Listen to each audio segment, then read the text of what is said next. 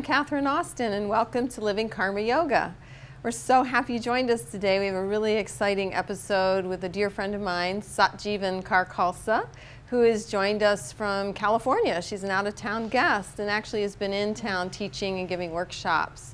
Welcome, Satjivan. Thank you so much, Catherine. Such a blessing to be here, to be teaching at Karma Yoga. It's one of my favorite studios all over the world. We're so glad to have you. And today we're going to have a nice little segment focusing on Kundalini yoga and meditation. We're going to chat for a little bit and talk about some history or background or just some things about Kundalini yoga that people may not be aware of. And it's something that we've added to Karma Yoga recently in the last 5 years. And why I've added it is just it's such a powerful technique or technology of yoga, and I'm looking forward to Satjivan kind of sharing her long lineage and years of experience with it with us. Thank you. So I want to start today just kind of like, what is Kundalini yoga? So Kundalini yoga is the yoga of awareness, and the yoga of awareness means to actually become aware of what is happening inside of you, your body, your mind, and your soul or your spirit. And it creates this beautiful union when everything is in tune. So a nice way to explain this is that we do asana to relax the physical body, and we do pranayama and meditation to release the mind, and then the spirit can rise. And there's a beautiful phrase that we use in this path of Kundalini yoga, and it's called Chardikala, and it means ever-rising spirit. And this is the state that we're actually striving to be in, really in every moment of our life. There isn't any one of us that wants to live a life that isn't filled with high vibration. This is what we're striving for. And this is what this yoga of awareness gives us. It gives us the awareness of not only what is happening in our lives, but also the awareness of our soul, of who we are meant to be. Not all of this other programming or these other things traumas that have happened to us. This is all just extra stuff. So this yoga of awareness allows us to really remember who we are and to remember this technology that allows us to live healthy, happy, and whole. So you've already mentioned a few big words that maybe to the layperson wouldn't understand, because a Kundalini yoga class is very fully rounded. And so you mentioned pranayama, which we're actually going to experience some of that later in the show. Yes. And then you mentioned the word asana, and you mentioned the word meditation, which is more formally known. So pranayama, just briefly, and you'll talk about it more with our exercise. Sure. So pranayama is really that practice of working with the breath. There's two parts to the breath, which creates this amazing balance. And the two parts are prana, which is that inhale, that bringing that life force in, and that apana is that releasing, or that used breath as you exhale. And this is actually a balancing that happens. So when we do any pranayama, we're really working with balancing that breath and that life force, or that exchange of life force within the body. And that's really what pranayama is. And then asana, for those that don't know the translation of that word. So asana is literally a posture. So it's some angle that you're putting your body into. And this is actually a pretty amazing part of this technology and this science. You know, asana really relates to that angle. So if we get into just that right angle, like the antenna on a TV, I know we don't really have those anymore, but most people do know what those are, those little bunny ears. You have to get it just right for that signal to come in. So this is the way you want to think about your asana or your posture. Whether it's your arms or your whole body, that is really the neat part about it, right? Sometimes it's the arms, sometimes it's the whole body. You get it into that perfect little angle so that that energy can come in and that transmission can happen. And I use a lot of times the correlation, like it's no different than your iPhone or your computer. When you have to have the strong Wi-Fi signal, Absolutely. we have to have a strong frequency signal. We're no different. Yeah. So after 2012, why is Kundalini yoga even more important today? So we are in the age of Aquarius, and that's what Catherine is mentioning, that date, 2012. This is when we actually shifted from the age of the Pisces, the Piscean age, into the age of the Aquarius, the Aquarian age. And so what that really means, the way I like to think about it, is like it's a big clock around the Earth. And we just moved one little movement on that clock of all of those signs, those astrological signs. So we moved out of that Piscean age. The Piscean age was very linear, very exact, very structure oriented, right? You knew exactly what you needed to do, A to B to C to D, and everything moves this way, very grounded. A little bit arduous, a little bit slow sometimes. We could get frustrated with how long it would take. Now we've shifted in this age of Aquarius. This is a very different age, right? Things flow without boundary. There literally is no boundary anymore. It doesn't matter what you're thinking about. There's no boundary. We can just say, okay, I want to go to the moon. Now, there's a few obstacles that you're going to need to work out, but literally, it's possible to go to the moon. It may take a little while. You've got to get some resources, but there's no boundary. We can do anything. If we think it, it can happen. That quickly. That quickly. It's just like that. So if we need information, what do? Look up, and there it is, right on the internet. Boom, we have it. Used to take hours, days, weeks, months, years, and now it's literally just available. All we have to do is really just focus in on it, or shift and adjust that awareness, and it just comes in. So I have over 20 years in traditional, maybe more hatha yoga, where people think of yoga in the West. And when I came to Kundalini, it was just right on time for me. And now when people call me up for a private, I tell them, I'm going to teach you Kundalini yoga because I feel it's going to get you where you want to go the fastest. The healing, the clearing, the manifesting, the living the best life. Could you speak on that a little bit? Absolutely. So this absolutely is the fastest way to get there. And I started with Kundalini yoga. It was the first kind of yoga that I ever tried, and I fell just head over heels in love with it. It was like a breath of fresh air. It was exactly what I needed in my life. I've been doing it for over 20 years, and this relationship that I've built with myself just gets better and better through these tools. It moves so quickly, and we need something that can really help right now, because everything in our life is stressful, coming at us like bombardment, and we feel so overwhelmed. So many people come to me and just say, I don't even know what's wrong in my life. I don't know what's going on. And sometimes it's the simplest thing that we're not breathing deeply because we've forgotten how to take that time to just rest and take a moment. And we need to really learn how to get the body to be able to relax, let the mind relax, so that soul can lead. This technology does it. It gives us recipes to actually let that happen in the body. Very simple tools that really give us a way to live an uplifted life, the highest vibration, the highest quality. And it's for anybody, like new to yoga, 20 years old, or not walk until you're 60, right? Absolutely. You just start where you're at. Absolutely. I like to say this whenever I teach a class, that I know that everyone here is ready because they've shown up. Right. We arrive where we're supposed to when we're supposed to, right? So there is no mistake. And Kundalini yoga is absolutely for everyone. Modify in any way you need to. If you can't sit on the floor like we are sitting on the floor when we do this pranayama today, you sit on the couch, you sit in a chair, you can even stand up. None of that matters. You support yourself. This is actually one of the biggest lessons that yoga teaches us, is to allow ourselves to be supported. We think sometimes in life that if it's not hard or tough, it's not worth doing it. And I found through this practice that it's actually the opposite, that when we're in that state of ease, the body can really stretch and relax, and then the mind becomes relaxed, and that's when true change takes place. So beautiful. Thank you. So a lot of people walk into my class that are new students, and they see many of us wearing white or covering our head or even wrapping our head in a turban.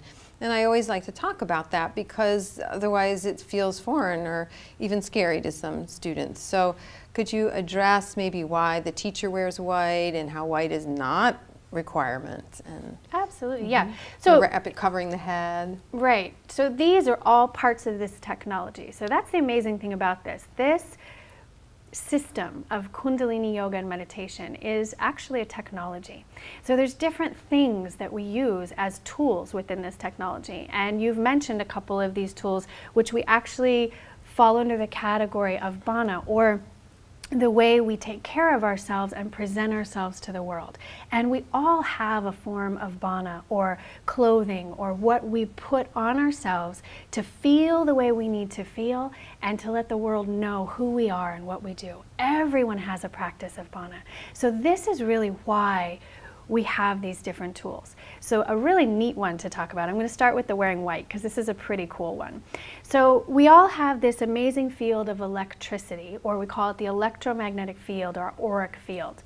And whether or not you've heard that before, it really is just that feeling that your body doesn't end where the physical body ends. And we've all felt that. Feel something on the back of the neck, or feel something brush by us. That's some energy entering into our auric field. So when we're not feeling well, that can shrink very close to us, right? When we're sick, when we're run down, it feels like, oh my goodness, like someone can actually scare you when they come up, get really close to you and say hi, and you're like, oh, you scared me. So your auric field is very near to protect you. Or when you're feeling good, expansive, you're doing everything right, you're sleeping right, you're eating right, you're doing everything perfectly, that auric field stretches, can go out to 7 feet, 8 feet, 9 feet, 10 feet. If you wear white, you get an extra foot. That's why we wear white, because it stretches that auric field 1 extra foot, 12 inches. And you think, well, why would I care to stretch my auric field, right? Why would I care about that? The way I like to think about it is that it's like your shield. It's that little layer of protection. Big time. It lets you know what's coming in to your life, energetically, physically. You even start to understand who's coming.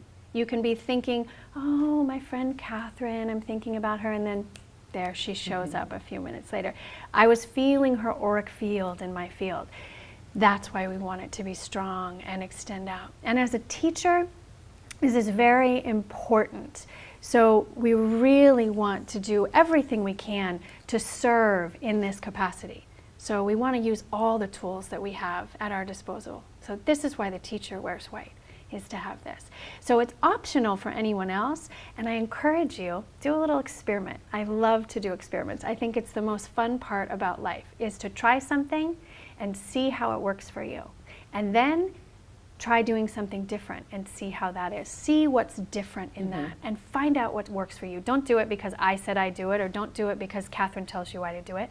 You try it for yourself and see what happens. So wear white for one day and see what happens. See if more people just happen to come up and talk to you. See if you feel better and you smile more that day. See what happens. And then wear another color the next day. See what happens.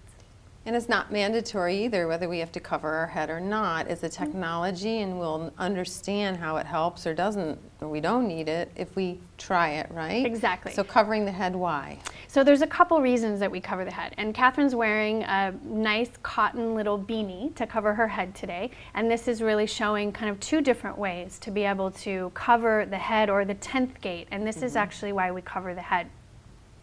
So another piece of this technology, other than covering the head, is actually taking our hair, which is like the very fine points of the antenna. And we take our hair and we coil it up and let it rest right on the top of our head. This is our 10th gate. This is where that 1,000-petaled lotus sits. This is where we connect with the infinite. So we want all of that energy to be flowing there and then flowing in from there. So we use that antenna, the hair, whether it's short, whether it's long, we take that antenna, put it up on top, and then cover it with white cotton cloth to help to circulate that energy that's coming in and going out. That white cotton cloth really helps to create an even circulation. Energy creates heat, and it balances that heat. So it's a natural white cotton cloth to cover the head. And what did our moms always say? Cover your head, you lose your energy out of your head when you're cold. And that's the whole reason. Exactly. They just didn't know back then. Right. They knew, they'd forgotten exactly why, but they knew to tell you to do it. Yeah. And then the other part of this technology is actually the turban. So what I'm wearing today is a turban, and it gives a cranial sacral adjustment. So that means it's adjusting the bones in the front of the cranium by putting pressure drawn across one bone, wrapped around the back where the skull rests into the sacrum, and it adjusts where that sits, brings that energy up, crosses through the other. As it wraps around, it adjusts all 26 bones in the skull. It's literally an adjustment for your head every time you tie it. I feel it every time. And like you said, give it a try and you'll feel the difference, because boy, I do. I Me too. love it when I wrap my head. It Yeah. feels good. I feel contained, right? The Yes. energy's contained. Absolutely. I've heard one teacher say that she was like missing airplane flights all the time, and then she started wearing her turban all the time and she wasn't missing them anymore. She was a little flighty or flaky Sure. or, you know, so it contained her energy more. Yeah. And think about just how you get adjusted. If you go to the chiropractor, or if you get a massage, or do any of this kind of work, it's really very similar. That's what you're doing. You're doing that adjustment so that everything is in alignment. If the cranium is sitting right properly on the sacral, then the rest of the spine can be balanced. This is the number one thing for yoga and meditation, is that alignment and having that balance. So as a teacher, we absolutely want to be in that place. And as a student and a practitioner, you try it, you see what happens, and you do what's right for you. So this is why the teacher will typically cover their head and or wear a turban. And how about just addressing these are all healthy, natural, holistic ways to feel better before we might have to have a little support of Western medicine? Right. Right? Sometimes we do need support of Western medicine, but a lot of times we can make these adjustments through the breath, through the postures, through the technology of wearing certain clothing, wrapping our head, meditation, gong. I mean, this is the route to go first if we can. Absolutely. This is the path of least resistance. This is a path of ease. This is, as Catherine said, these are all natural things that we can really, anyone can do at any time in our lives to feel better, to be healthier, to be happier, and to feel whole and one. So let's actually try a little bit of pranayama, and this will literally allow us to feel a little bit better today. So we're going to come sitting in a nice, easy sitting posture. This pranayama is for perspective and emotional balance. Nice, right? So really, Who couldn't use that? Right? Pretty much all of us, right? And that's the neat thing. The tool that I'm teaching you today is something you can do anytime, anywhere. You don't need to have any special equipment, even though we do have our very loved special equipment. You don't need to have any. You can be sitting at your desk at work. You can actually be sitting in your parked car. Notice that I said parked.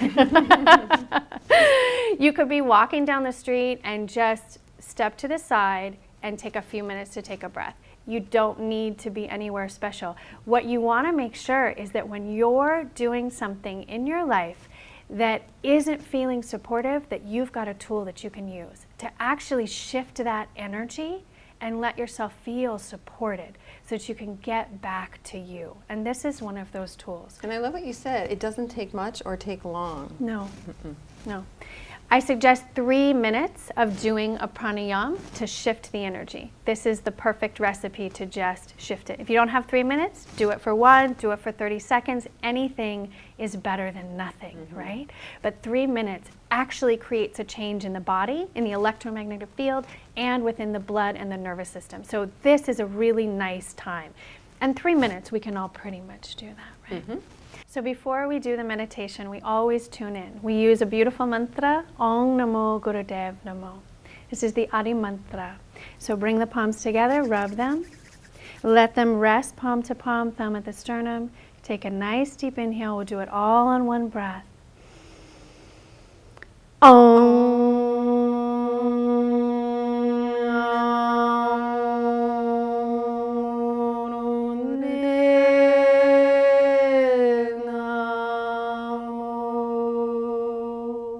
Inhale.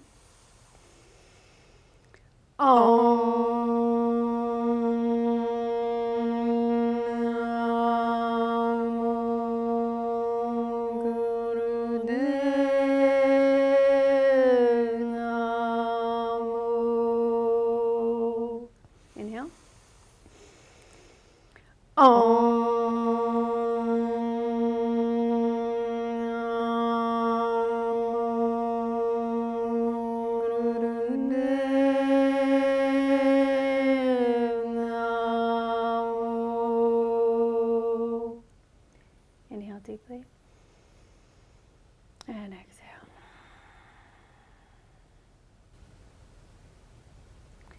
now we'll begin the meditation. So bring your left hand into Gyan Mudra, resting on the knee. Take the index finger, press it to the thumb in Gyan Mudra. Let that elbow be as comfortably straight as you can for your anatomy, and same with those 3 fingers. It has to feel good and relaxed, but allow that angle to be a little bit important as well. And we're going to breathe in a certain way. So we're going to take the right hand, let the thumb rest on the right nostril, plugging it off. You're going to take a long, deep breath in through the left nostril.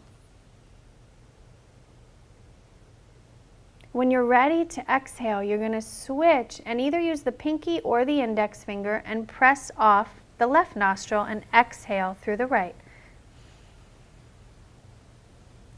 When you're ready to inhale, you switch back. Use that thumb, inhale deeply through that left nostril, long and deep. Go as long and deep as you can. And when you need to exhale, go ahead, switch that mudra and exhale.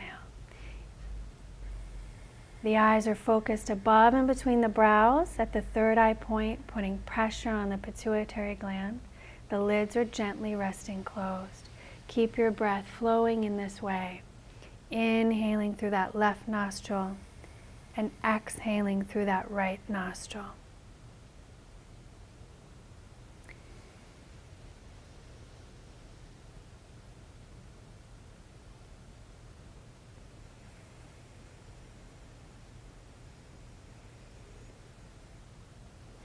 You don't have to use a mantra or a vibration when you're doing this meditation, but if you'd like to, it's very helpful. We can use the mantra Satanam. And the way we use this beautiful mantra is to vibrate it mentally as we're breathing. So as we inhale this deep inhale through the left nostril, we vibrate mentally the vibration Sat. It means truth. And as we exhale very gently and lovingly through the right nostril, we vibrate the mantra Nam. It literally means the name of my soul. So this mantra means the name of my soul is truth.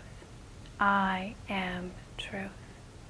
So allowing yourself to use this mantra while you're meditating allows the mind to relax, so that the soul and the heart can lead and experience it. And we'll take a nice deep, deep, deep inhale.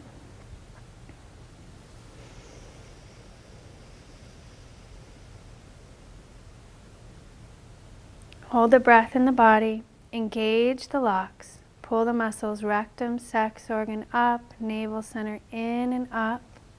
This is the root lock. And then put a little attention at the back of the spine, right at the back of the neck. If you need a little more breath, sip it in, part the lips. Now put pressure on every cell. Squish tight, face to toe, squish, squish, squish. Relax all tension, relax the hand down, relax the breath. Just sit in this relaxed posture. Let the breath come long and deep. You can adjust your hands if you want, or you can let them stay right on the knees. They can be on Gyan Mudra, or they can rest in the lap. If they're resting in the lap, let the thumbs press together. Just take this moment to let the breath slow deeply. Allow yourself to watch the flow of breath.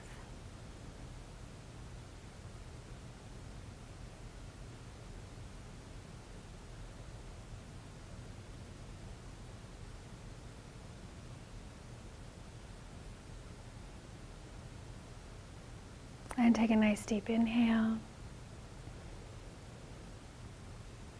And exhale. And relax the breath. So typically after meditation, it's nice to actually lay down and relax. So if you're at home and you want to do that, you can lay down and relax. And we'll just take a moment. So just let everything go. And let the breath come long and deep. You can start with the toes and just consciously release any tension. And just do that on each exhale, moving all the way up the body, relaxing and releasing all tension.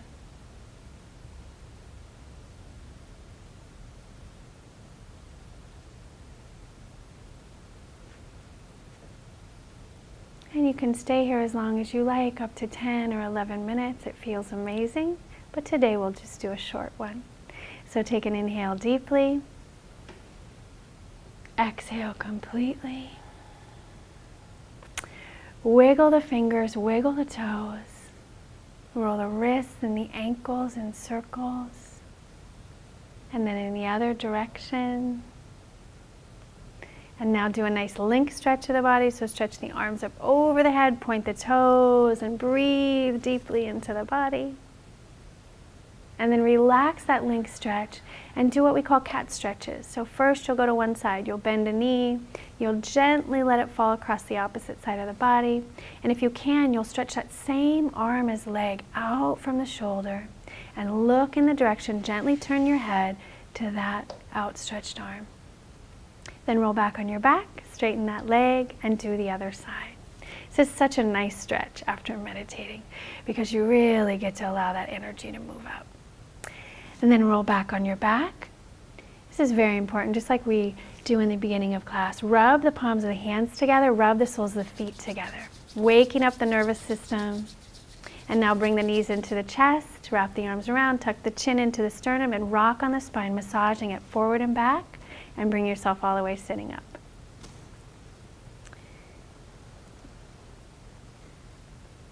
We close with a blessing.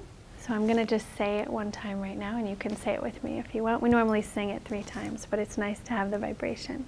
May the long-time sun shine upon you, all love surround you, and the pure light within guide your way on. And we'll chant a long Satnam together, so inhale deep. So